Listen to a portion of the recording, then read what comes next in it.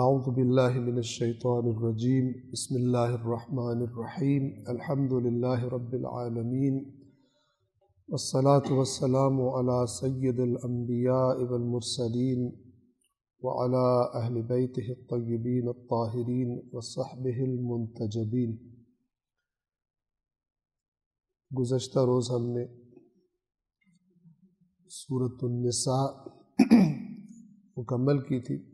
آج انشاءاللہ سورۃ المائدہ کا آغاز کریں گے، پہلے تلاوت اور اس کے بعد ترجمہ اور وضاحت۔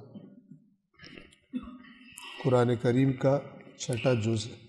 اعوذ باللہ من الشیطان الرجیم بسم اللہ الرحمن الرحیم یا ایہا الذین آمنوا اوفوا بالعقود أحلت لكم بهيمة الأنعام إلا ما يتلى عليكم غير محل الصيد وأنتم حرم إن الله يحكم ما يريد يا أيها الذين آمنوا لا تحلوا شعائر الله ولا الشهر الحرام ولا الهدي ولا القلائد ولا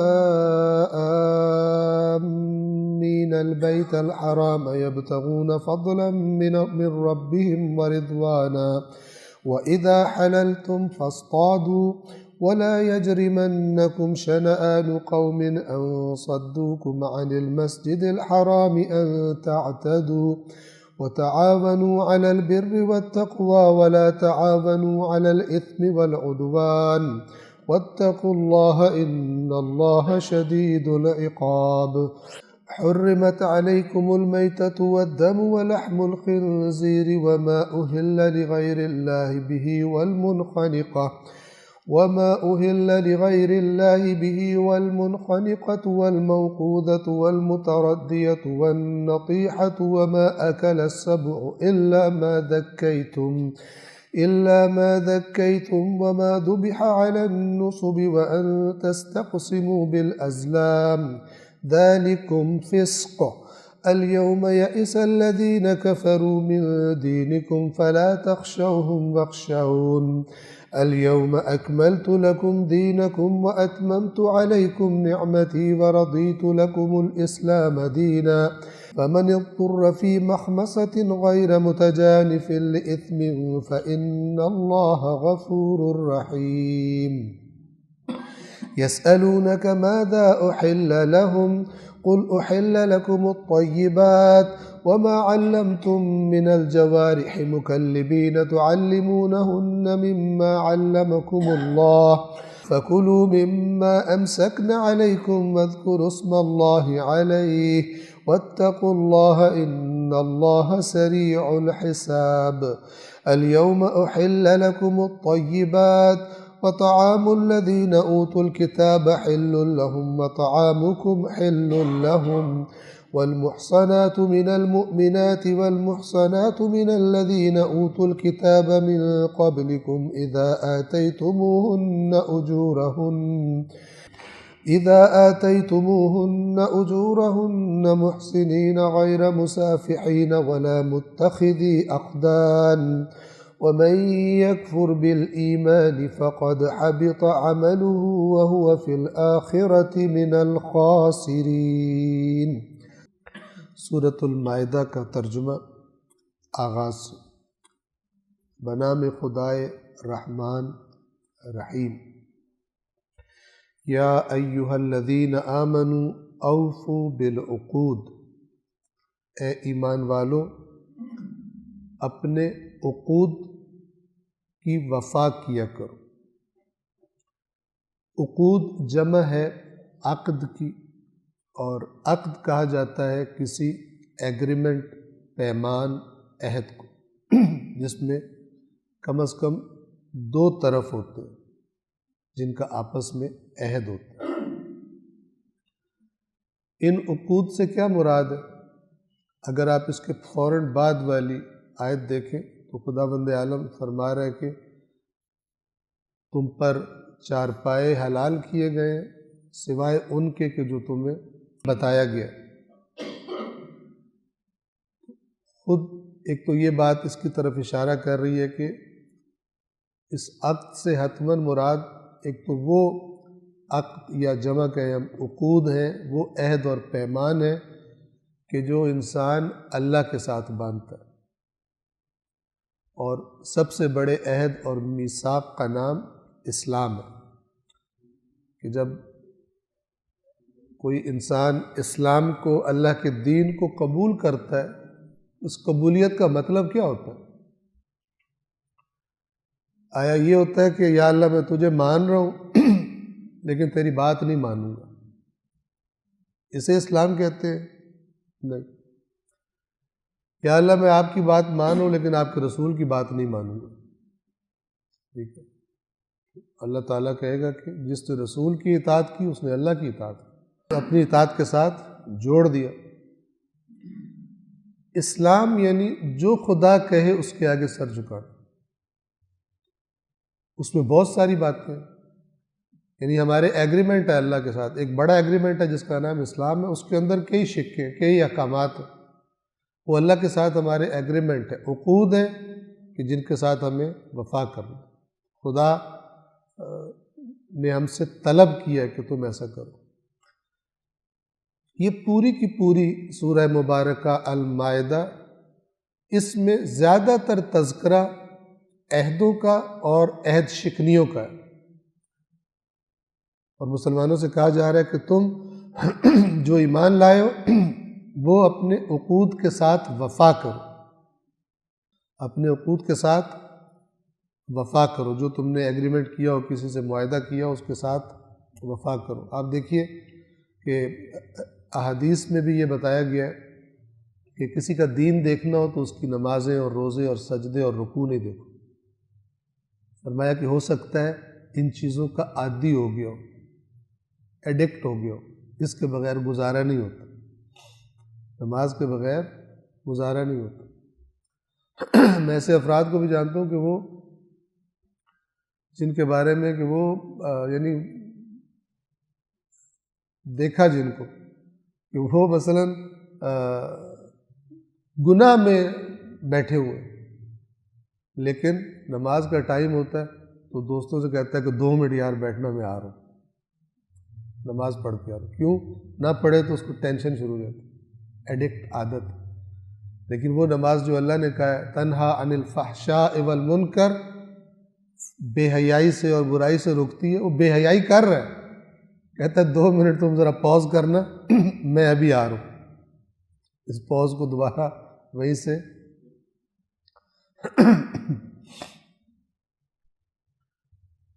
وہ ایک شاعر ہیں انور مسعود صاحب، ان کا وہ مجھے پورا تو یاد نہیں ہے، پتا ہے ان کا کہ جس میں وہ انہوں نے کہا ہوا ہے کہ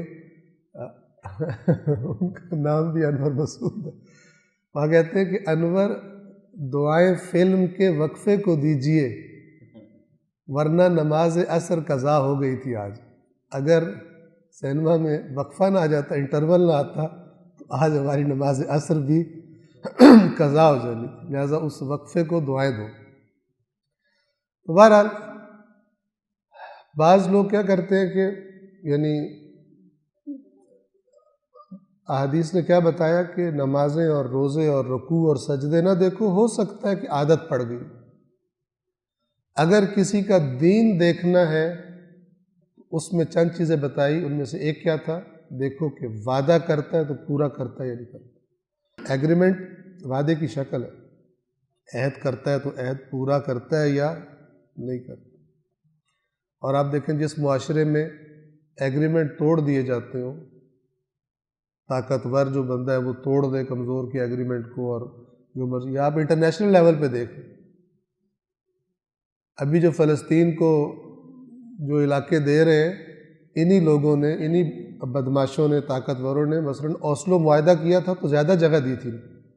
اب بھی جو دنیا کا ٹھیکیدار بنا ہوا ہے امریکہ، اس نے کیا کہا ہے کہ یہ سارا کچھ جو تم سے ہم لے رہے ہیں، اس کے بعد تم جو ہے الیکشن کراؤ گے، اس میں بھی حماس کو تم الیکشنوں سے آؤٹ کرو گے، پھر جو تمہاری حکومت الیکشنوں سے وجود میں آئے گی اس کو امریکہ اور اسرائیل چیک کریں گے کہ ٹھیک حکومت ہے یا نہیں، ہمارے مرضی کے مطابق پرفارم کر رہی ہے یا پرفارم نہیں کر رہی. تو اگر پرفارم ہماری مرضی کے مطابق کیا تو ہم تمہیں پیسے بھی دیں گے، آہستہ آہستہ تمہیں پیسے دیں گے، اور اس سارے گھپلے کے بدلے میں، اس ساری ڈکیتی کے بدلے میں 4 سال تک اسرائیل مزید تمہارے علاقے جو ہم تمہیں دے رہے ہیں تھوڑے سے جو ہے ان میں بستی نہیں بنائے گا اپنی، یعنی 4 سال کے بعد پھر تمہیں تھپڑ مار کے ادھر سے بھی نکال دیں گے. یہ ایگریمنٹ ہے. تو اسلام جس پر بہت شدت کے ساتھ تاکید کرتا ہے، چاہے کوئی چھوٹے لیول پہ کرے، گھر میں ایگریمنٹ توڑے، بھائی بہن کے ساتھ ایگریمنٹ توڑے، ٹھیک ہے، یا خدا کے ساتھ ایگریمنٹ توڑے، یا کسی بڑی جگہ پہ بیٹھا ہوا وہاں پہ ایگریمنٹ توڑے، یا جس پوسٹ پہ جا کے بیٹھا ہے اور حلف دیا ہے کہ میں تو یوں وفادار رہوں گا پاکستان سے اور میں یوں کروں گا، ٹھیک ہے، اور اس حلف کو توڑ، سب شامل ہیں اس میں. یا ایھا الذین آمنوا اوفوا، وفا کرو بالعقود. ایک بندہ جب کسی عہدے کا حلف لیتا ہے تو کیا کہہ رہا ہوتا ہے کہ میں پابند ہوں کہ میں یہ کام، اس پر اللہ کو حاضر ناظر بنا رہا ہوتا ہے، لیکن اس کے بعد سارے گھپلے وہی کرتے. قرآن والا دین جو ہے نا وہ یہ من گھڑت دین میں فٹ نہیں آتا. جہاں تمہارا مفاد ہو وہاں دین کو غائب کر دو، وہاں اپنی مرضی کر لو، اور جب اپنا مفاد پورا کر لو پھر اس کے بعد مولانا سے کہو کوئی تسبیح بتائیں جس سے گناہ معاف ہو جاتا ہے، کوئی اس طرح کا کام بتائیں جس سے جو ہے نا اور یہ ہو جاتا ہے وہ ہو جاتا ہے، اور پھر جو ہے وہ انسان سمجھے کہ میرا کسی کا کھایا ہوا مال اور عوام کا کھایا ہوا مال وہ نہیں ہوتا، حلال نہیں ہوتا جب تک کہ وہ نکال کے واپس نہ کرے.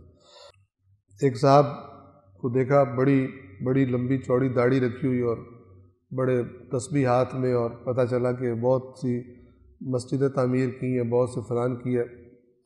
بعد میں جب بیک گراؤنڈ کا پتہ چلا پولیس میں تھے، اور نہ کسی امیر کو چھوڑا ہے نہ کسی غریب کو چھوڑا ہے پیٹ پھاڑنے میں، اور اپنی فیکٹریاں لگا لی سارے آرام کے پیسے سے، کہ پراپرٹیز بنا لی.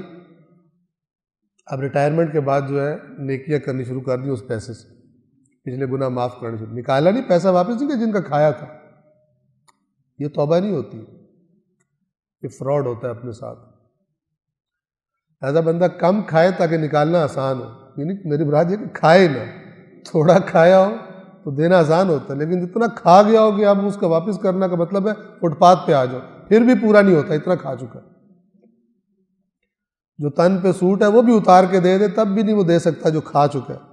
پھر کہتا ہے چلو پھر اللہ غفور الرحیم ہے. اللہ اس طرح غفور الرحیم نہیں، اس نے بتایا ہوا ہے میں کیسے غفور الرحیم. قرآن کے الفاظ پہ غور کریں. یا ایھا الذین آمنوا اوفوا بالعقود، اے ایمان والو اپنے عہد و پیمان وفا کیا کرو، پورے کیا کرو.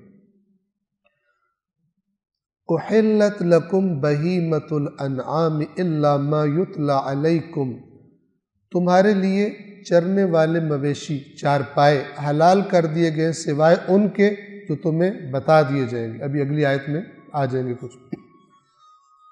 غیر محل الصید وانتم حرم، لیکن یہ جو تم پر حلال بھی کیے گئے یہ ایک جگہ پر تم ان کو نہیں شکار کر سکتے، نہیں مار سکتے. وہ کیا ہے؟ مگر حالت احرام میں شکار کو حلال نہ سمجھو. حالت احرام میں جب ہو اس وقت شکار کرنا حرام ہے. یہ احکامات احرام میں سے ایک حکم ہے. ان اللہ یحکم ما یرید، توجہ فرمائیں، بے شک اللہ جو چاہتا ہے حکم دیتا ہے. اس میں ایک بات یہ چھپی ہوئی ہے کہ اگر کوئی کہے کہ بھئی جب یہ جانور حلال ہے تو پھر ہم نے اگر سفید کپڑے پہنے احرام کے، پھر اس میں کون سی حکمت ہے؟ کچھ جو زیادہ فلسفی ہوتے ہیں نا وہ ہر چیز کی حکمت ڈھونڈ رہے ہوتے ہیں. ایک مومن کے لیے سب سے بڑی حکمت یہ ہے کہ جب پتہ چل گیا یہ اللہ نے فرمایا ہے تو نہیں کرنا. یہ ہوتا ہے مومن. توجہ فرما رہے. ایک دفعہ یہ ہے کہ مثلا مجھے پتہ نہیں ہے کہ اللہ نے فرمایا ہے نہیں، مجھے پتہ نہیں چلا ابھی تک، وہ الگ بات ہے. لیکن پتہ چل گیا، خدا کہہ رہا ہے کہ تم نے اس حالت میں یہ کام نہیں کرنا، تو کیونکہ وہ تمہیں بتا چکا ہے یہ دنیا میں تمہاری آزمائش ہے، تمہیں علم تھوڑا دیا گیا ہے، خدا عالم ہے، خدا نے تمہاری آزمائش کے لیے ایک سسٹم بنایا، کچھ احکامات بنائے ہیں، کچھ کی مصلحتیں تمہیں بتائی ہیں، کچھ کی مصلحتیں تمہیں نہیں بتائیں۔ اب تمہارے ذہن میں جو کیڑا ہے بے ایمانی والا، وہ تمہیں ہر جگہ دیکھتا ہے، یہاں پہ اس پہ اگر میں تھوڑا اٹھاؤں اور بھی لوگ میرے ساتھ مل جائیں گے، اوروں کا بیڑا بھی غرق ہوگا، تو یہ پھر ایکسٹرا آرڈنری فلسفی بنتا ہے، ٹھیک ہے، اور کہتا ہے کہ اور خدا نخواستہ اگر اردو کی جگہ انگلش میں بن رہا ہو تو اور بیڑا غرق کر دیتا لوگوں کو، ٹھیک، کچھ معیار کچھ کے ایسے ہوتے ہیں۔ خدا فرما رہا ہے ان اللہ یحکم ما یرید، بے شک اللہ حکم دیتا ہے جو چاہتا ہے، یا قرآن نے فرمایا لا یسأل عما یفعل، جو اللہ کرتا ہے کوئی اس سے سوال نہیں کر سکتا، وہم یسألون، باقی سب سے سوال ہوگا، اللہ پوچھے گا، حتیٰ کہ انبیاء سے، رسولوں سے سوال ہوگا، قرآن نے بتایا وہ قیامت کے دن۔ ان اللہ یحکم ما یرید، بے شک اللہ جیسا چاہتا ہے حکم دیتا ہے۔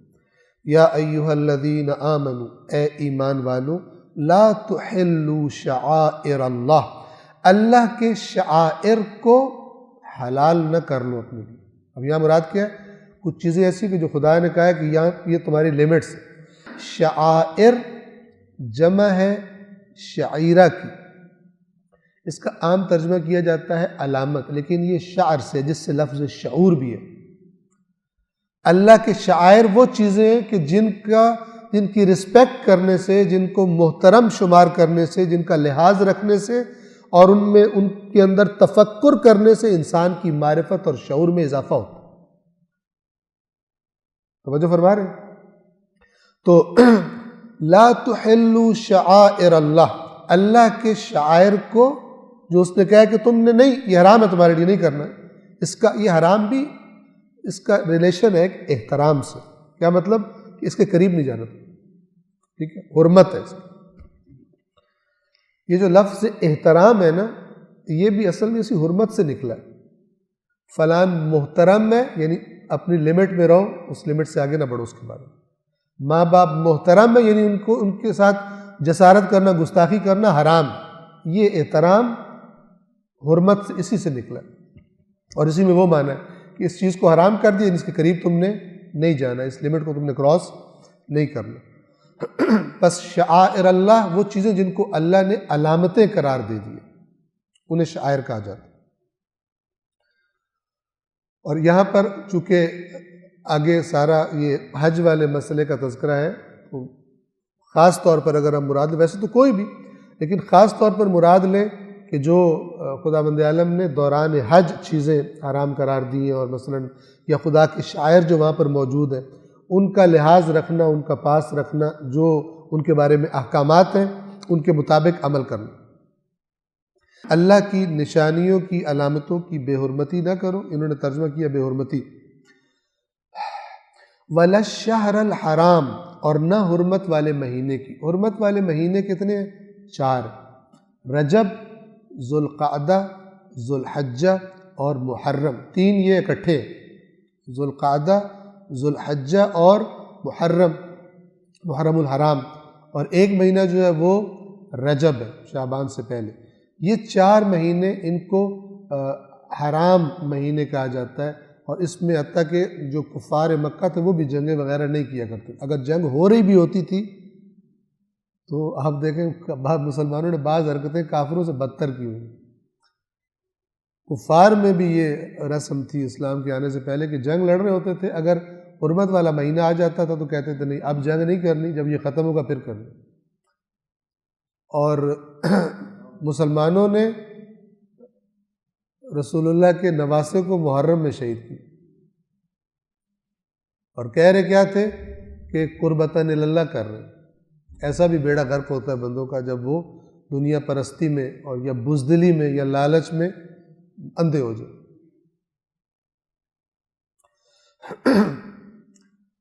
وَلَلْ ہَدْیَ، اور نہ ہی ہدی کو، وَلَلْ قَلَائِدَ، اور نہ قلائد کو۔ ہدی اور قلائد، یہ ہدی بھی اس جانور کو کہتے ہیں کہ جو لے کر جایا جاتا تھا حج کے موقع پر قربان کرنے کے لیے، اور قلائد بھی وہی جانور ہے۔ فرق کیا ہے؟ جو ہدی ہوتا تھا اس پر کوئی علامت نہیں ہوتی تھی، لیکن قلائد قلادہ کی جمع ہے۔ قلادہ کہتے ہیں کہ کوئی چیز پہنا دینا گلے میں یا اس طرح، تو بعض اوقات وہاں پر جانوروں کے گلے میں کچھ علامت ڈال دیتے تھے، کوئی ایسی کہ جس کا مطلب یہ ہوتا تھا کہ یہ جانور خانہ کعبہ کی ہدی ہے، مطلب وہاں پہ قربانی کے لیے لے جایا جا رہا ہے، اور بعض اوقات علامت نہیں ہوتی تھی، لیکن یہ دونوں سے مراد وہی جانور ہیں کہ جو قربانی کے لیے لے کر ساتھ چل رہے ہوتے تھے۔ یعنی ان سب چیزوں کو حلال نہ کرو، کیا مطلب؟ ان کی حرمت کا پاس رکھو، ان کے بارے میں جو خدا کا حکم ہے اس کا لحاظ رکھو۔ وَلَا آمین البیت الحرام، یہ جو آمین ہے یہ وہ آمین نہیں ہے دعا والا، آمین جمع ہے عام کی، میم پر تشدید ہے اس لیے اس طرح پڑھ رہا ہوں میں۔ اس کا معنی ہوتا ہے جس نے کسی چیز کا قصد کیا ہو، اور یہاں پر کیا ہے؟ اور نہ ان کی بے حرمتی کرو یا ان کے ساتھ برا سلوک کرو جو بیت اللہ الحرام کا قصد کر چکے، یعنی جو اس طرف جانا چاہتے ہیں ان کو روکنا، ان پر کوئی مثلا نقصان پہنچانا، ان کو لوٹ مار کرنا، تکلیف دینا کوئی، خدا فرما رہا ہے کہ یہ بھی ان کی حرمت کا بھی لحاظ رکھنا، کہ یہ جیسے روایات میں بتایا گیا خدا کے مہمان ہیں کہ جو خانہ کعبہ کی طرف جاتے ہیں حج کے لیے یا مثلا عمرے کے لیے، اللہ کے مہمان ہیں۔ نہ ان لوگوں کی بے حرمتی کرو کہ جو اپنے رب کہ جو بیت اللہ کی طرف جا رہے ہوں، کس لیے جا رہے ہوں؟ یبتغون فضلا من اللہ ورضوانا، اللہ کے فضل اور اس کی رضا کی تلاش میں، اس کی طلب میں جو جا رہے ہیں بیت اللہ کی طرف، ان کی بھی بے حرمتی نہ کرو۔ وَإِذَا حَلَلْتُمْ فَاصْطَادُوا، اور جب احرام اتار دو، جب احرام اتار دو، جس نے احرام پہنا اسے کہتے ہیں محرم، اور جب احرام اتار دیتا اسے کہتے ہیں محل۔ یہ محل حللتم، جب تم محل ہو جاؤ احرام اتار دو، فاصطادوا، تو اب شکار کر سکتے ہو، اب جائز ہے، لیکن حالت احرام میں چونکہ تمہارا ایک وہ تربیتی سیشن ہے اس میں تم پر پابندی ہے۔ اور ابھی اگلی بات انتہائی اہم، وَلَا يَجْرِمَنَّكُمْ شَنَآنُ قَوْمٍ أَن صَدُّوكُمْ عَنِ الْمَسْجِدِ الْحَرَامِ أَن تَعْتَدُوا، اور کسی قوم کی دشمنی تمہیں اس بات کی طرف نہ لے جائے، یہ یجرمن جرم سے ہے، تم سے یہ جرم نہ کروا دے کسی قوم کی دشمنی، اور وہ دشمنی کس وجہ سے ہے کہ انہوں نے تمہیں مسجد الحرام سے روکا تھا۔ جب صلح حدیبیہ ہوئی تھی مسلمان آئے تھے اور آئے تھے کہ بیت اللہ جائیں گے، لیکن کفار بیچ میں رکاوٹ بن گئے تھے، ٹھیک ہے۔ اب یہاں پر کیا ہے کہ ان لوگوں میں سے بھی انہوں نے بھی اسلام قبول کر لیا، اب تم کہو گے نہیں تم نے ٹھیک ہے اسلام قبول کر، لیکن ہم نے بدلہ لینا ہے، ہمارا بدلہ رہتا ہے، تم بھی نہیں گھس سکتے یہاں پر۔ اس لیے کہہ رہا ہوں، اس لیے کہ مشرکین کا داخلہ تو اس وقت جب یہ سورہ، یہ آخری صورتوں میں سے سورہ توبہ میں کہا تھا مشرک نہیں جا سکتا اس کے قریب، لیکن جو بغض میں ہوتا ہے کہتا مسلمان ہو گیا تو پھر کیا ہوا، میں نے تو اپنا بدلہ لینا ہے، ٹھیک ہے۔ یہ جو اوپر والا ایمان ہوتا ہے اس کو ایمان کا غلبہ نہیں ہوتا، دشمنی کا غلبہ زیادہ، بغض کا غلبہ زیادہ ہوتا ہے۔ مسلمانوں سے خداوند عالم کیا فرما رہا ہے؟ کسی قوم کی دشمنی تمہیں اس جرم پر نہ لے آئے، نہ کروا دے کہ انہوں نے تمہیں مسجد الحرام سے روکا تھا، ان تعتدوا، کہ اب تم ان پر زیادتی کرو، تم حد سے تجاوز کرو۔ تم تو مسلمان ہو، تم تو خدا کے قانون کے لحاظ کرنے والے ہو، تم اپنی دشمنیاں تھوڑی پوری کرتے ہو۔ روح دین یہ ہے۔ ابھی کیا ہوتا ہے کہ ایک بندہ ہے، اس کی لڑائی دوسرے بندے سے، یہ میری فیملی کا ہے، کوئی نہیں، بندے سے ہی غلطی ہوتی ہے، اس پہ جھوٹا الزام لگا دو، اس کو 2 جج کو پیسے دے دو، پولیس کو پیسے دے دو، اس کا بیڑا غرق کروا دو۔ کیوں؟ کیونکہ یہ میرا رشتہ دار ہے، وہ تو میرا رشتہ دار نہیں۔ صریح خلاف ہے حکم خدا، ٹھیک ہے، بعد میں دونوں مل کے ابھرا کر آئیں گے، گناہ معاف ہو جائے گا۔ یہ میں بار بار کیوں کہتا ہوں؟ اس لیے کہ اس کانسیپٹ نے اسلام کا چہرہ مسخ کر دیا دیکھنے والوں کو،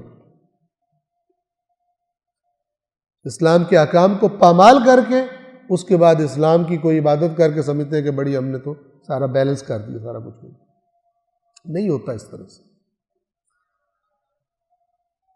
یا جناب جس نے ظلم کیا ہے وہ ہمارے مسلک کا، ہمارے فرقے کا، دوسرے تو ہوتے ہی کافر ہیں، دوسرے تو ہے ہی جہنمی، لہٰذا ان کے خلاف جھوٹی گواہیاں دو، ان کے جھوٹے یہ کر دو وہ کر دو، وہ تو ہے دوسرے مسلک۔ سب بے ایمانی، فراڈ، یہودی صفت لوگ جو کہتے ہیں دوسروں کا مال کھا جاؤ، جو یہودی نہیں ہے کچھ بھی نہیں ہوتا، اس لیے کہ ان کے بارے میں ہماری کوئی ذمہ داری نہیں ہے۔ اللہ نے کہا جو عہد پورا کرتا ہے اللہ ان سے محبت کرتا ہے، اور جو اپنے عہد بیچ دیتے ہیں تھوڑے تھوڑے مال کے دنیاوی مفادات کے بدلے میں، وہ آیت سورہ آل عمران میں ہے، تیسرے جز میں، کہ یہ میں نے بیان کی تھی جمعہ کے خطبے میں بھی، کہ ان الذین یشترون بعہد اللہ وایمانہم ثمنا قلیلا، کہ جو اپنی قسموں کے بدلے میں اور اللہ کے عہد کے بدلے میں، یہ اللہ کے عہد ہے کہ اللہ نے کہا پورے کرو اپنے ایگریمنٹ، اگر کسی سے امانت لی ہے اس کی واپس کرو، کسی کا مال ہے واپس کرنا ہے واپس کرو اس کو۔ اب کہہ رہے ہو کہ وہ تو دوسرے مسلک کا ہے، اس کا کھا بھی جاؤ تو کچھ نہیں ہوتا، سب نے بہانے بنائے ہوئے۔ یہ کہتا ہے اس کو اہل بیت کا بغض ہے، وہ کہتا ہے یہ صحابہ کا بغض ہے، اس کا کھا جاؤ، کہتے ہیں اہل بیت کا بغض ہے، اس کا کھا جاؤ، خود کھانے کے لیے صحابہ اور اہل بیت کے کھاتے میں ڈال کے کھاتے ہیں، حرام خوری کرتے ہیں۔ یہودی بھی یہی کرتے تھے۔ امیین کے بارے میں ہماری کوئی ذمہ داری نہیں، ان کا مال کھا جاؤ۔ اللہ نے فرمایا جو یہ کرتے ہیں اور دنیاوی مفاد تھوڑا تھوڑا لے لیتے ہیں، اولئک لا خلاق لہم فی الآخرہ، ان کا آخرت میں حصہ ہی کوئی نہیں اللہ نے۔ ولا یکلمہم اللہ ولا ینظر الیہم یوم القیامہ، نہ اللہ ان سے کلام کرے گا، نہ ان کی طرف دیکھے گا قیامت کے دن، ولا یزکیہم ولہم عذاب علیم، اور نہ اس نجاست سے، انہیں گندگی بے ایمانی سے پاک کرے گا، اور ان کے لیے دردناک عذاب ہے۔ ٹھیک ہے، قرآن اتنی صراحت سے کہا، پھر وہی بہانے بنا کے دوسرا مسلک ہے، دوسرا یہ کھا جاؤ مال اس کو، یہ کرتے۔ وَلَا يَجْرِمَنَّكُمْ شَنَآنُ قَوْمٍ أَن صَدُّوكُمْ عَنِ الْمَسْجِدِ الْحَرَامِ أَن تَعْتَدُوا، اور کسی قوم کی دشمنی تمہیں اس بات پر نہ اکسائے کہ انہوں نے تمہیں مسجد الحرام سے روکا تھا کہ اب تم حد سے، ان تعتدوا، کہ تم حد سے تجاوز کرو، زیادتی کرو۔ وَتَعَاوَنُوا عَلَى الْبِرِّ وَالتَّقْوَى، بھلائی اور تقوی کے کاموں میں تعاون کرو۔ تعاون ایک دوسرے کی مدد، تعاون عون سے ہے، اور عون کہتے ہیں ہر قسم کی ہیلپ، نستعین بھی اسی سے ہے۔ تعاون یعنی ایک دوسرے کی ہر طرح سے ہیلپ کرو، کس میں؟ علی البر والتقوی، اس قسم کے کاموں میں نہیں کہ ہاں تو دوسرے کا کھا رہا ہے میں تیرے ساتھ ہوں، میں پیچھے کھڑا ہوں کھا جا، میں ہوں نہ میں سنبھال لوں، یہ نہیں ہے۔ وَتَعَاوَنُوا عَلَى الْبِرِّ وَالتَّقْوَى، بھلائی کے کاموں میں، تقوی یعنی گناہوں سے بچنا، اس میں ہیلپ کرو ایک دوسرے کی۔ وَلَا تَعَاوَنُوا عَلَى الْإِثْمِ وَالْعُدْوَانِ، گناہ کے کام میں اور دوسروں پر ظلم و زیادتی تجاوز کرنا، یہ لا تعتدوا عدوان ایک ہی روٹ سے نکلے ہوئے، عدوان یعنی تجاوز کرنا، اس میں نہ تعاون کرو کہ ایک مسلمان فرض کرے ادھر کہہ رہا ہو کہ تو اس قبیلے نے ہمیں روکا تھا مسجد الحرام سے تو ان کو 2 تھپڑ تو مارنے ہم نے ضرور، تو باقی کہے مسلمان بالکل حق، 2 تھپڑ تو بنتے ہیں ان کو لگاؤ یہاں پر، ٹھیک ہے مسلمان ہو بھی گئے تو پھر کیا، انہوں نے بھی تو کیا تھا نا۔ تو یہ اس میں تعاون نہ کرو، اس میں ہیلپ نہ کرو، بلکہ خدا کے احکام کو معاشرے میں مضبوط کرنے میں ایک دوسرے کے پشت پناہ بنو، اس میں ایک دوسرے کی ہیلپ کرو، نہ کہ کرپشن سے چھڑوانے میں ہیلپ کرو ایک دوسرے، ٹیلی فون کرو اور سفارشیں کرو اور میرٹس کی دھجیاں اڑاؤ، اداروں میں سب کچھ کرو، سب کچھ کرتے رہو، اس کے بعد کہو اس ملک کا اللہ ہی حافظ ہے، تم نے خود چھرا مارا کہتے ہو اللہ ہی حافظ ہے، اپنی باری آتی ہے سب حلال ہو جاتا ہے، دوسروں پہ تنقید کرتے ہیں یہ بڑا یہ ہو گیا یہ فلان پہ ہو گیا، اپنے بچے کی باری آتی ہے سارا کچھ بھول جاتا ہے، کہتے ہیں سارے کر رہے ہیں تو میں نہ کروں، لہٰذا سارے اکٹھے ہو جاتے ہیں اور مل کر خراب کر دیتے ہیں پورے سسٹم کو۔ وتعاونوا علی البر والتقوی، اور بر بھلائی اور تقوی کے کاموں میں تعاون کرو، اور گناہ اور دوسروں پر ظلم و زیادتی میں ایک دوسرے کے ساتھ تعاون نہ کرو۔ مولا کی وہ وصیت، کونا للظالم خصما وللمظلوم عونا، ظالم کے لیے مخالف بنو، مظلوم عونا، یہ وہی تعاونوں والا، مظلوم کے لیے عون بنو، اس کے ساتھ اس کی ہیلپ کرو۔ اسی طرح ایک روایت کے الفاظ یہ ہے کہ اپنے بھائی کی ہیلپ کرو، چاہے وہ ظالم ہو چاہے مظلوم۔ انہوں کا بھی یہ کیسے ظالم، کیونکہ یہ جملہ نا اسلام کے آنے سے پہلے کفار استعمال کرتے تھے کہ اپنے بھائی کی ہیلپ کرو، یعنی اپنے قبیلے والے کی، چاہے وہ ظالم ہے چاہے مظلوم۔ یہ مت دیکھو اس نے کیا کیا، تمہارے قبیلے کا ہے اس کی ہیلپ کرنی تم نے۔ تو بعد میں اسلام نے کیا کہا، اس کا یہ معنی نہیں ہے، یہ والا معنی مت لو، بلکہ کیا ہے، تمہارا بھائی ظالم ہے یا مظلوم، اس کی مدد کرو۔ تو پوچھا گیا مظلوم تو سمجھ آتا ہے، اس کی ہیلپ کرنی ہے، ظالم کی کیسے کرنی ہے؟ کہا اسے ظلم سے روکو، اس سے ظلم سے روک کے، نہ کہ اسے اور پمپ کرو کہ میں تمہاری بیک پہ کھڑا ہوں، ہم جناب تمہارے ساتھی اور یہ کر، اس کو ظلم سے روکو، جہنم میں جا رہا ہے۔ اور دیکھیے واتقوا اللہ، خدا کا تقوی، یہاں تقوی سے یہاں پہ کیا مراد ہے؟ یہ جو پیچھے بات کہی ہے، یہ اگر نہیں کرو گے تو تم تقوی نہیں ہے تمہارے اندر۔ یعنی اوپر کا ہے جن چیزوں سے بچنا ہے بچو ان سے، تعاون کرنا بر و تقوی پر یہ تقوی ہے، اور تعاون نہ کرنا گناہ اور زیادتی کے کاموں میں یہ تقوی ہے۔ فرمایا کہ واتقوا اللہ، یہ تاکید ہے، اور خدا کا تقوی اختیار کر لو، جان لو ان اللہ شدید العقاب، نہیں کرو گے تو اللہ یہ ہے۔ پھر یہاں پہ پھر نہیں اللہ غفور الرحیم ہے، دوسرے کے ساتھ ظلم کر دیا اللہ غفور الرحیم ہے، بعد میں عمرے پہ جا کے دعا مانگ رہا ہے، اس کے ظلم کے ساتھ جو کیا اس کو کمپنسیٹ نہیں کر رہا، واپس مال نہیں دینا اس کو، وہاں پہ جا کے دعا کر رہے یا اللہ مجھے معاف کر دے۔ یہاں پہ اگر نہیں کرو گے ان اللہ شدید العقاب، یہاں نہیں کہہ رہا ان اللہ غفور الرحیم، ہر جگہ کا مقام ہے۔ جیسے قرآن فرماتا ہے نبئ عبادی انی انا الغفور الرحیم، اے رسول بتا دیجئے، یہ اہم خبر میرے بندوں کو دے دیجئے کہ میں یقیناً غفور الرحیم ہوں۔ لیکن یہاں بات روکی نہیں ہے، وَأَنَّ عَذَابِي هُوَ الْعَذَابُ الشَّدِيدُ، یہ بھی ساتھ ساتھ بتا دو کہ میرا عذاب جو ہے وہ عذاب بھی بڑا شدید ہے۔ یہ نہیں کہ ایک سائیڈ لے کے میٹھا میٹھا کر کے اور وہ کرتے رہو۔ یہاں پہ ان سے کہا جا رہا ہے کون کہ جو مکہ فتح کیا رسول اللہ کے ساتھ مسلمان ہیں، اور جو سابق پہلے والے مسلمان ہیں، کیونکہ بعد والے تو وہ تھے نا جنہوں نے پہلے روکا بھی تھا ان کو آنے سے، ان کے بارے میں تو تم نے کوئی زیادتی نہیں کرنی۔ بر و تقوی، تم خدا کے نمائندے ہو، تم مومن ہو، تم نے اللہ رسول کی بات مانی، اپنی تم نے بغض نہیں نکالنے، دشمنیاں نہیں پوری کرنی تم۔ اگر نہیں کرو گے ان اللہ شدید العقاب، اللہ کا جو عقاب ہے، معاقبہ ہے، عذاب ہے، وہ بھی بڑا سخت۔ حرمت، اگلی آیت، آیت نمبر 3، حرمت علیکم المیتۃ، ابھی جو پچھلی آیت میں فرمایا تھا کہ تمہارے لیے بہیمۃ الانعام یعنی چار پائے جو ہیں وہ حلال کر دیے گئے، الا ما یتلی علیکم، جو سوائے ان کے جو تمہیں بتایا جائے گا، اب یہ ان کے بارے میں بتایا جا رہا ہے۔ حرمت علیکم المیتۃ، حرام کر دیا گیا ہے تم پر میتہ، مردار، خود ہی کوئی جانور جو بھیڑ مر جائے، بکری مر جائے، یا اس طرح، ولحم والدم، اور خون، ولحم الخنزیر، اور سور کا گوشت، وما اہل لغیر اللہ بہ، اور جس پر اللہ کے علاوہ کسی اور کا نام لیا گیا ہو ذبح کرتے وقت،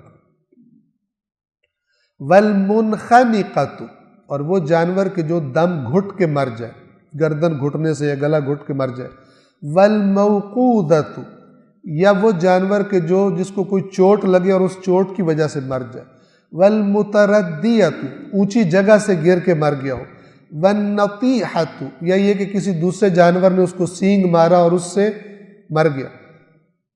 ہمارے لیے آج کل وہ بہت زیادہ اس طرح ہمارا پالا نہیں پڑتا، کیونکہ ہمارے پاس تو آ جاتا ہے گوشت، جا کے دکان سے خریدنا ہوتا ہے، لیکن اس زمانے میں یہ سارے موارد پیش آتے تھے۔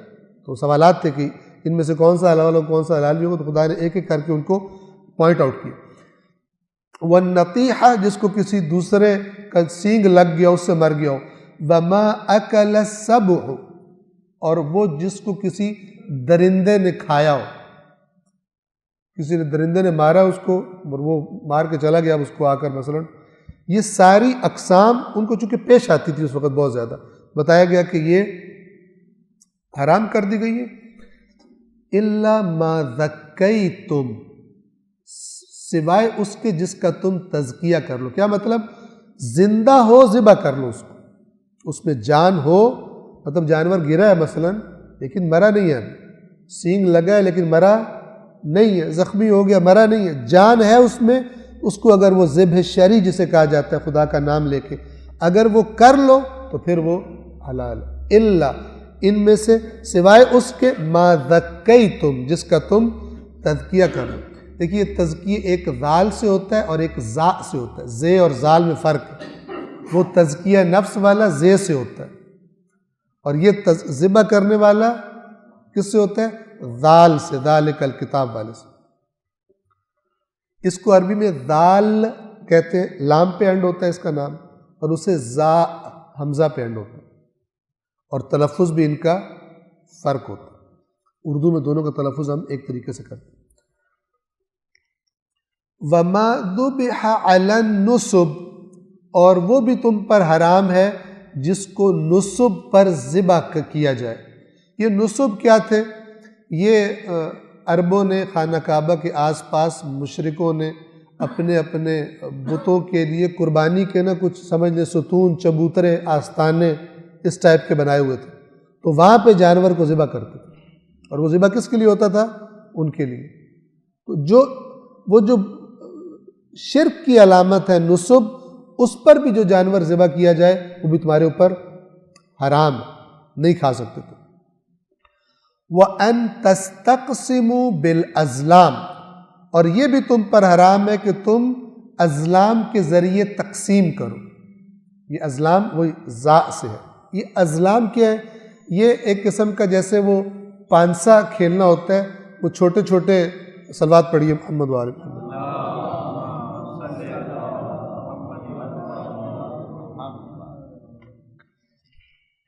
تو وہ چھوٹے چھوٹے تیر قسم کی چیزیں ہوتی تھیں، ان کو یہ خاص انداز میں پھینکتے تھے اور ذبح شدہ جانوروں کا گوشت اس کے مطابق تقسیم کیا کرتے تھے۔ یہ ایک مشرکانہ رسم تھی، تو فرمایا کہ جو اس طرح بھی انہوں نے کیا ہو وہ گوشت بھی تم پر حرام ہے جو ایسا کرتے۔ ذالکم فسق یہ ساری کی ساری چیزیں کیا ہیں؟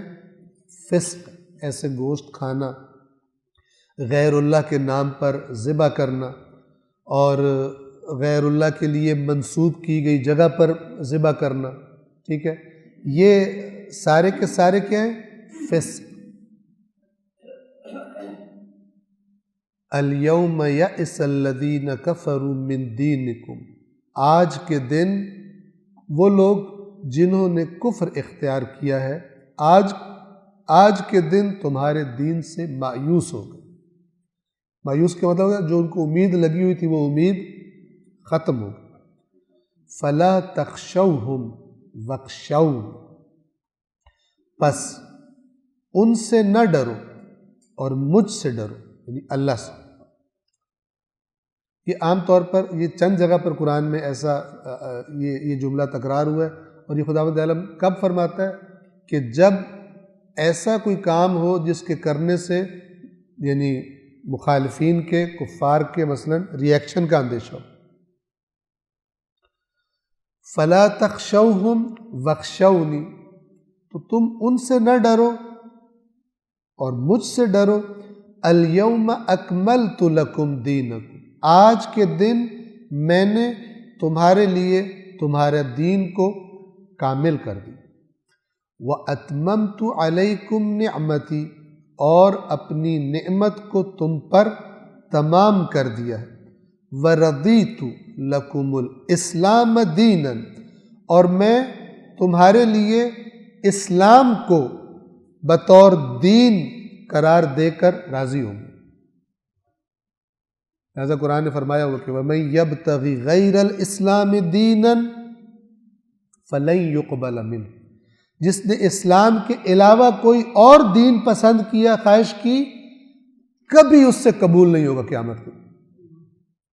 وَهُوَ فِي الْآخِرَةِ مِنَ الْخَاسِرِينَ، اور آخرت میں خسارہ اٹھانے والوں میں سے ہوگا۔ میں پہلے اس کا ترجمہ مکمل کر لوں، پھر اس کے بارے میں جو ضروری وضاحت ہے وہ آپ کی خدمت میں عرض کرتا ہوں۔ آج میں نے تمہارا دین تمہارے لیے کامل کر دیا اور اپنی نعمت کو تم پر تمام کر دیا، اور اسلام کو بطور دین تمہارے لیے میں نے پسند کر لیا، اور اس دین پر میں تمہارے لیے راضی ہو گیا۔ فَمَنِ اضْطُرَّ فِي مَخْمَصَةٍ، پس جو بھی مضطر ہو جائے، یعنی مجبور ہو جائے، حالت ایسی ہو جائے، فی مخمصۃ، بھوک کی وجہ سے۔ یہ مخمصہ اس کا بنیادی معنی یہ ہے کہ اصل معنی، ویسے تو اردو میں بھی میں مخمصے کا شکار ہوں، ٹھیک ہے، تو یہ اصل معنی اس کا سن لو۔ مخمصے کا جو اصل معنی ہے وہ یہ ہے کہ کوئی چیز، مثلا انسان ہے تو اس کا شکم اندر کی طرف چلا جائے بھوک کی وجہ سے، اور یہ حالت ایک پریشانی اور اضطراب کی حالت ہوتی ہے کہ جب انسان سکون میں نہیں ہوتا۔ اسی سے یہ لفظ مخمصہ ادھر اردو میں بھی آ گیا۔ مخمصے کا شکار ہوں یعنی تردد کا شکار ہوں، شکوک و شبہات کا شکار ہوں، کیا کروں کیا نہ کروں، لیکن اصل معنی یہ ہے۔ اور یہاں پر بھی مراد وہی بھوک والا ہے، جو بھوک کی شدت سے مضطر ہو جائے، ٹھیک ہے نا۔ مضطر آپ مانوس ہے، اَمَّن یُجِیبُ الْمُضْطَرَ، مضطر کیا ہوتا ہے؟ جو اضطرار کی حالت میں آ جائے، سخت پریشانی کا شکار ہو، ٹھیک ہے نا۔ لہٰذا یاد رکھیں یہ جو آیت ہے نا، اَمَّن یُجِیبُ الْمُضْطَرَ، کون ہے جو مضطر کو، بندہ مضطر ہی نہ، بڑے آرام سے سکون سے بیٹھ کے انجوائے کر کے مانگے، تو یہ جو آپ اللہ سے کہہ رہے ہیں وہ آپ کی حالت، آیت کیا کہہ رہی ہے؟ مضطر کو جواب دیتا ہے۔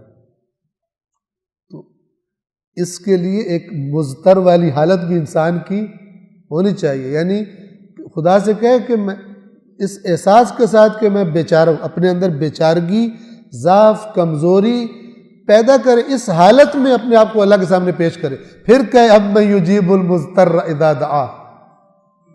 وہ بڑے مثلا ادھر سے شربت کے سپ لے رہا ہے، ادھر ساتھ مثلا کھانے پینے کی چیزیں پڑی ہیں، کہہ رہا ہے اَمَّن یُجِیبُ الْمُضْطَرَّ، اللہ کے تو مضطر تو ہے ہی نہیں، تم کیسی باتیں کر رہے ہیں؟ اے ایمان والوں کو کیوں کہتے ہو جو تم کرتے نہیں ہو، تمہاری حالت ہی تو بعض اوقات دعائیں ایسے ورد بن جاتی ہیں جو ان کی کیفیت اور وہ ہوتی ہے، وہ انسان ان کا لحاظ نہیں کرتا، پھر ان کی تاثیر بھی ویسے ہی ہوتی ہے۔ مضطر ہے نہیں اور اللہ سے کہہ رہے کون ہے جو مضطر کی دعا سنتا ہے، یعنی تو ہے، مضطر ہے ہی نہیں تو کس کی دعا کرو؟ اس میں بھی مجھ سے غلط بیانی کر رہا ہے، مضطر نہیں ہے۔ بہرحال جب انسان یہ آیت کا ورد کرے تو ایک رک کر اپنی پریشانیوں کو، تنگیوں کو، ساری چیزوں کو، مشکلات کو یاد کرے، اور صرف دنیاوی کو نہیں، آخرت کے جب حساب کتاب ہونا ہے، جب خدا کے سامنے پیش ہونا ہے، جب قبر میں اترنا ہے، یعنی ان چیزوں کو تصور میں لائے جو ساری دنیا چھوڑنی ہے، اور تھوڑی سی پریشانی کرے مضطر والی کیفیت، اس کے بعد پھر اللہ سے کہے اَمَّن یُجِیبُ الْمُضْطَرَّ، نہ کہ دھیان ہی نہ اور کہہ کے۔ فَمَنِ اضْطُرَّ فِي مَخْمَصَةٍ، پس جو مضطر ہو جائے، فی مخمصۃ، بھوک کی حالت میں۔ یہ اب بات کنیکٹڈ ہے وہ پچھلی باتوں سے، کہ اگر شدت ہے بھوک کی، کوئی چیز کھانے کو نہیں ہے، مردار پڑا ہوا، کوئی چیز کھانے کو نہیں ہے، وہ جو اوپر نام لیے گئے ان میں سے کوئی چیز ہے، اب کھا سکتا، ٹھیک ہے نا۔ یہ پہلے بھی گزر چکا ہے سورۃ البقرہ میں کہ خدا نے خون حرام کیا، فلان حرام کی، یہ کچھ ڈیٹیلز ہیں، لیکن یہ بات اوور آل یہ سب مردار کی قسمیں ہیں جو اوپر بیان کیے نا۔ تو پہلے بھی اللہ انما حرم علیکم المیتۃ والدم ولحم الخنزیر وما اہل بہ لغیر اللہ، یہ سورہ بقرہ میں گزر چکا ہے دوسرے جز میں، وہاں بھی فرمایا تھا فمن اضطر، جو مضطر ہو جائے، ٹھیک ہے۔ تو یہ آخری جو جملہ ہے اس آیت کا، یہ اس سے اوپر والی بات سے کنیکٹڈ ہے۔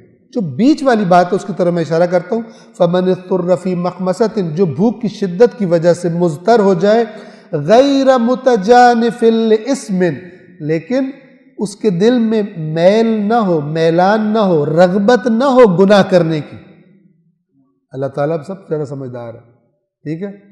کوئی بندہ کہے مثلاً سور کا گوشت پورک لے کے صحرا میں چلا جائے جہاں کچھ نہ ہو، ایسی جگہ پہنچ جائے جہاں کھانے پینے کا ہے کہ ساتھ خدا نہ خواستہ شراب کی بوتل بھی رکھی ہو اور ایسی جگہ پہنچ جائے جہاں پہ اب اور کوئی چیز نہیں ہے، پھر اللہ سے کہے یا اللہ تو گواہ رہنا کہ پینے کے لیے اس شراب کے علاوہ کچھ نہیں تھا اور کھانے کے لیے سور کے گوشت کے علاوہ کچھ نہیں تھا، لہٰذا اب میں مجبور ہو کے یہ وہاں پر بھی ہے فَمَنِ اضْطُرَّ غَيْرَ بَاغٍ، بغاوت کرنے والا نہ ہو، خود دل کر رہا ہو، وَلَا عَادٍ، اور نہ ضرورت سے زیادہ تجاوز کرے، اتنی جس سے جان بچ جائے۔ اور یہاں پہ دوسرا لفظ ہے غیر متجانف لإثم، اثم گناہ کو کہتے ہیں، گناہ کی طرف رغبت نہ ہو یہ کھاتے ہوئے کہ چلو اب موقع آ گیا پھر فل انجوائے کرو، پھر پوری پارٹی کرو یہاں پہ، ٹھیک ہے نا، ایسا نہ ہو۔ فإن اللہ غفور الرحیم، تو پھر ایسے کے لیے اللہ غفور اور رحیم ہے، کیونکہ اس نے مجبوری میں ایسا کام کر دی۔ اللہ یہ نہیں کہتا بھوکا مر جا لیکن پاس سے پڑا تو نے نہیں کھایا۔ توجہ فرمائیں۔ بس یہ والا جو آیت کا آخری جملہ ہے یہ کنیکٹڈ ہے اوپر والے اس سے، جو بیچ والا جملہ ہے اس پہ غور کریں، الیوم یئس الذین کفروا من دینکم، آیا یہ جو جانور بیان ہوئے کہ یہ حرام ہے، ان کے بیان کے بعد کافر مایوس ہو گئے، جبکہ یہ سارے کے سارے مردار کی قسمیں ہیں اور مردار پہلے بیان، یہ سارے مردار ہیں، ابھی تو صرف ان کے نام الگ الگ نہیں ہیں لیکن پہلے بیان ہو چکے ہیں۔ تو جب یہ سارے بیان ہو چکے ہیں تو پہلے حکم تو آ چکا ہے، پھر دوبارہ ابھی کیا کمپلیشن ہو رہی ہے؟ تو اس میں آپ کی خدمت میں عرض کروں کہ جو مکتب اہل بیت کی روایات احادیث کی روشنی میں جو علماء شیعہ نے اس کا لب لباب بیان کیا ہے کہ اس جملے کو اس جگہ پہ رکھنا کسی خاص سبب کی وجہ سے تھا، کسی حساسیت کی وجہ سے ہے، اور وہ حساسیت یہ تھی کہ اس کا اشارہ جس بات کی طرف ہے اس کی وجہ سے ممکن ہے کہ لوگ اس کی تحریف کی طرف ہاتھ بڑھاتے۔ توجہ فرما رہے ہیں؟ بالکل اسی طرح جس طرح مثلا ایک موقع ایسا ہے کہ جب رسول اللہ نے ایک خاص جگہ تھی جہاں پر رسول پاک نے فرمایا مجھے قلم اور وہ لا کر دو دوات، تو میں ایسی چیز لکھ دوں۔ اب یہ جملہ بتا رہا ہے بہت امپورٹنٹ بات، جس سے تم کبھی گمراہ نہیں ہو، جس نے ساری ہدایت بتائی ہے وہی کہہ رہا ہے کہ میں تمہیں ایسی چیز لکھ دوں، لیکن اب جو بھی وجہ تھی، وجہ ایسی سینسٹیو بن گئی کچھ افراد کے لیے کہ انہوں نے کیا کیا، سٹینڈ لے لیا کہ نہیں، جھگڑا ہوا، اتنا جھگڑا ہوا کہ آوازیں اونچی ہو گئی، حالانکہ قرآن مجید نے دھمکی دی ہوئی تھی کہ ہمارے رسول کے پاس آوازیں اونچی نہ کیا کرو، تمہارے سارے اعمال حبط ہو جائے، تمہیں پتہ بھی نہ چلے، چونکہ ایک دفعہ پہلے یہ حادثہ ہوا تھا۔ آوازیں بھی اونچی ہوئی اور رسول اللہ نے سب کو کہا کہ نکل جاؤ یہاں سے، نہیں دیا گیا۔ تو یعنی بہرحال موضوع کی حساسیت سبب بنی کہ لوگوں نے سٹینڈ لے لیا، تو اس موضوع کی حساسیت سبب بنتی کہ قرآن مجید کی طرف تحریف کا مثلا کوئی ہاتھ بڑھاتا، لہذا اس کے اندر یہ جملہ رکھا گیا۔ اس جملے کی ٹون اشارہ کر رہی ہے کہ کوئی ایسا مسئلہ ہے کہ جس سے کفار امید لگا کے بیٹھے ہوئے تھے۔ توجہ فرما رہے ہیں؟ تو امید اس پر کہ جو سینگ لگا جانور ہے وہ اگر حرام نہ ہوا تو اسلام خراب ہو جائے گا، ٹھیک ہے نا، اس سے تو امید نہیں تھی کسی بڑی بات سے کہ یہ رسول اللہ دنیا سے جائیں اور اس کے بعد ہم اپنا کام مثلا کر لیں گے۔ تو لہذا جو علماء شیعہ نے بیان کیا وہ یہ ہے کہ اس کا اشارہ، یہ آیت کا جو حصہ ہے یہ حجۃ الوداع کے ایام میں نازل ہوا، خاص موقع پر کہ جب اعلان کیا گیا رسول اللہ کے بعد ولایت امیر المؤمنین۔ یہ اس سے متعلق ہے کہ اس سے جو سمجھ رہے تھے کہ جانے کے بعد اس دین کے معاملات کو کسی کے سپرد نہیں کیا جائے گا تو پھر اپنا کام ہم کر لیں گے، اس سے کافر تمہارے دین سے مایوس ہو گئے، بس اب تم ان سے نہ ڈرو، خدا سے ڈرو، اور آج تمہارا دین تمہارے لیے کامل ہو گیا، اور اور میں نے اپنی نعمت تم پر تمام کر دی، اور اسلام کو بطور دین تمہارے لیے چن لیا میں نے، اور اس دین پر میں تمہارے لیے راضی ہوں۔ صلوات پڑھیے محمد والا۔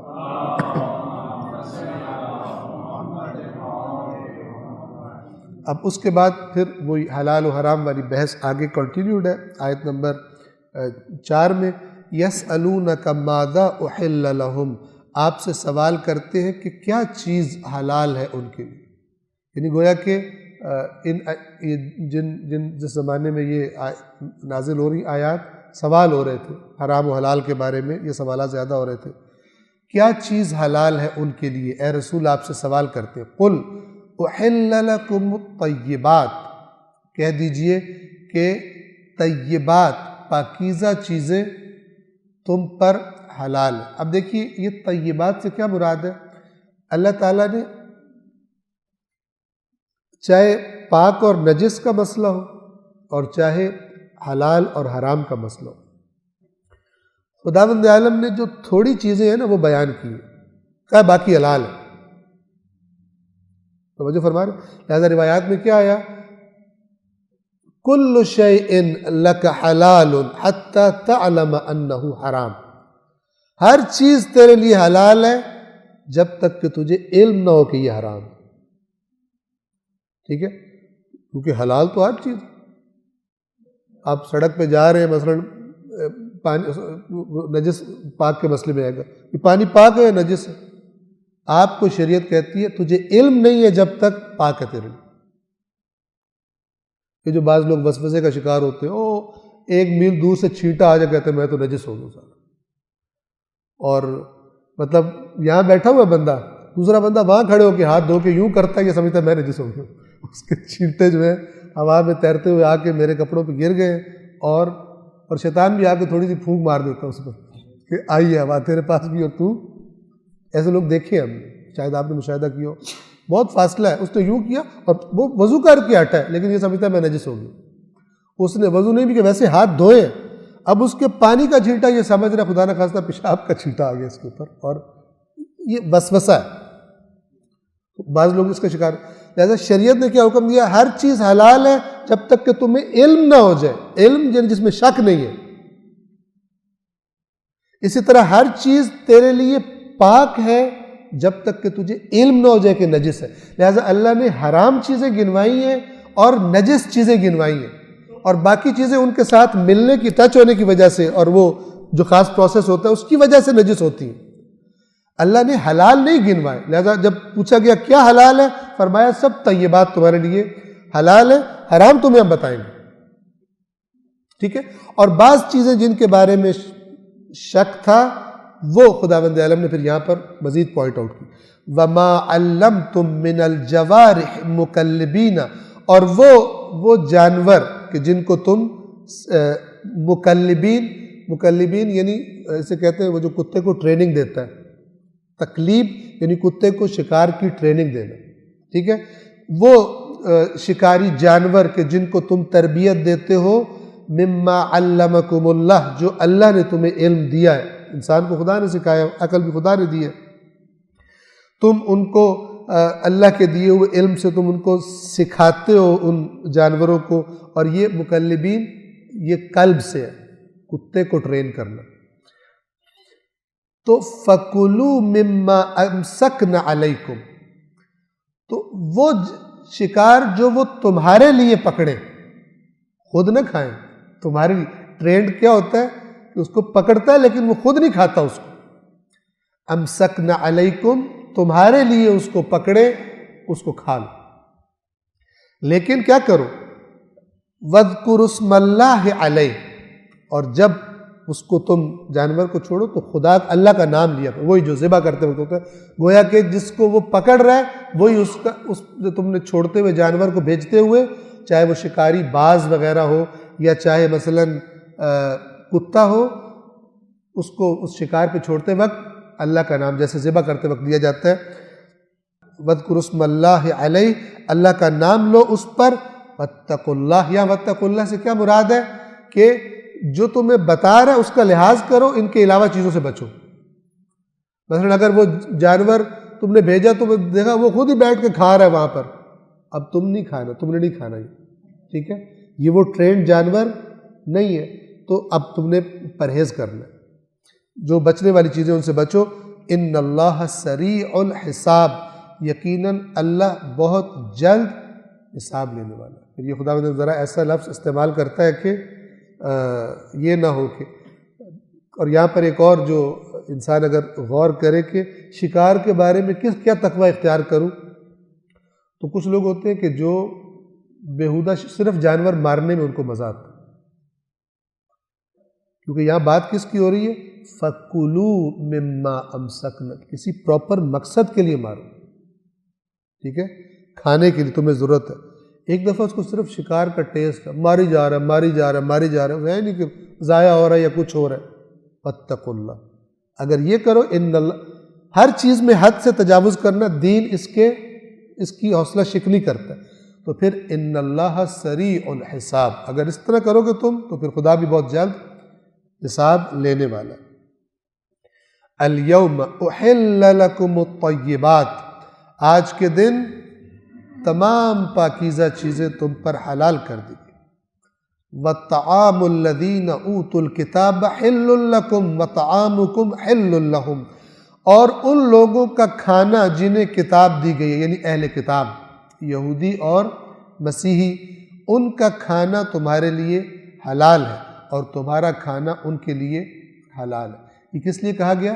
تاکہ آپس کے تعلقات رہیں اور تم دین کی تبلیغ کر سکو، نہ کہ تم یہودی ہو جاؤ، ٹھیک ہے نا، کیونکہ تم تو مبلغ ہو دین کے، تو ہم تمہارے لیے ان کا کھانا حلال کر رہے ہیں اور تمہارا کھانا ان کے لیے حلال کر رہے ہیں تاکہ تم مل کے بیٹھ سکو اور آپس میں گفتگو کر سکو، ٹھیک ہے۔ اس کی مراد یہ نہیں ہے کہ اس کا بندہ یہ کرے اور اپنا دین چھوڑ کے ان کے دین میں جا کر شامل ہو جائے ان محفلوں کی وجہ سے۔ یہ اپنی جگہ پر یہ چیزیں بیان کی گئی، لیکن یہاں پہ خداوند عالم فرما رہا ہے کہ ان کا کھانا تمہارے لیے اور تمہارا کھانا ان کے لیے۔ لیکن یاد رکھیے کہ اگر ہمیں پتہ ہو کہ وہ ذبح نہیں کرتے اللہ کا نام لے کر، تو وہ بیان شدہ ہے، اس میں نہیں کیا جا رہا۔ لیکن وہ چیزیں جن کو ذبح کرنے کی ضرورت نہیں ہے، مثلا باقی کھانے پینے کی چیزیں، دالیں وغیرہ ہیں، سبزیاں، یہ وہ سارا کچھ وہ پکا رہے ہیں، تو وہ تمہارے لیے حلال ہیں۔ والمحصنات من المؤمنات، اور پاک دامن مومنہ عورتیں، والمحصنات من الذین اوتوا الکتاب، اور وہ پاک دامن عورتیں بھی، ان کی پاک دامن عورتیں جن کو تم سے پہلے کتاب دی گئی ہے، اہل کتاب کی عورتیں، کتاب دی گئی من قبلکم، تم سے پہلے جن کو کتاب دی گئی ہے، یعنی وہی مراد یہود و نصارہ ہے۔ اذا آتیتموہن اجورہن، جب تم ان کے مہر ان کو دے دو، محسنین، پاک دامن رہتے ہوئے، غیر مصافحین، نہ زناکاری اور بدکاری کے لیے، ولا متخذی اخدان، اور نہ وہ جو چوری چھپے ملاقاتیں ہوتی ہیں بدکاری کے لیے۔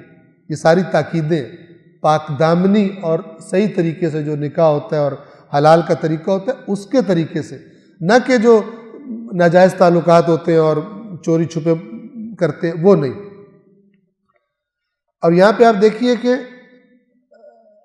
یہ نہیں فرمایا گیا کہ تمہاری عورتوں کے لیے ان کے مرد حلال ہے، ٹھیک ہے، اس لیے کہ خواتین جو ہیں، ان کی تفصیلات ہیں دیگر روایات میں اور فقہی کتابوں میں، ہم ان میں نہیں جاتے، کہ مثلا خواتین، کیونکہ شوہر گھر میں ایک اپر ہینڈ ہوتا ہے اس کا، اور وہ خاتون عام طور پہ ڈیپینڈنٹ ہوتی ہے، تو زیادہ چانس یہ ہوتا ہے کہ یہ دین چھوڑ دی، جبکہ اگر شوہر مسلمان ہے اور وہ اہل کتاب ہے تو غلبہ اس بات کا ہوتا ہے کہ وہ بھی قبول کر لیں گے۔ ان آیات پر جو فضا حاکم ہے، اگر آپ قرآن کی باقی آیات بھی دیکھیں اہل کتاب کے بارے میں، تو یہ کس لیے ہے کہ مسلمان جب ان سے تعلقات رکھیں گے تو یہ سبب بنے گا ان کے دین خدا میں آ جانے کا۔ باقی اس اہل کتاب سے نکاح وغیرہ کی جو شرائط ہیں وہ فقہی کتابوں میں توضیح المسائل وغیرہ میں مثلا ان کی تفصیل آپ کو مل جائے گی۔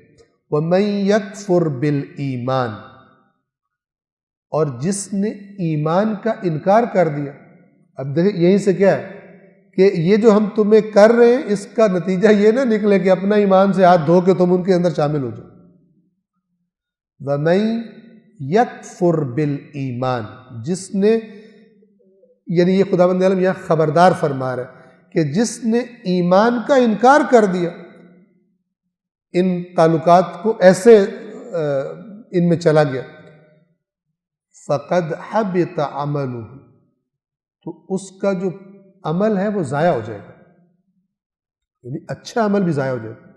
فرض کریں کوئی شادی کرتا ہے اہل کتاب کے ساتھ اور اس کے بعد خود بھی اس کو مسلمان کرنے کی بجائے خود وہی ہو جاتا، تو یہ خدا اس سے خبردار کر رہا ہے، اور خود یہ بات بتا رہی ہے کہ یہ کس لیے کیا جا رہا ہے، تاکہ ان کو دین میں لاؤ، نہ کہ اپنا دین چھوڑ کے ان جیسے بن جاؤ۔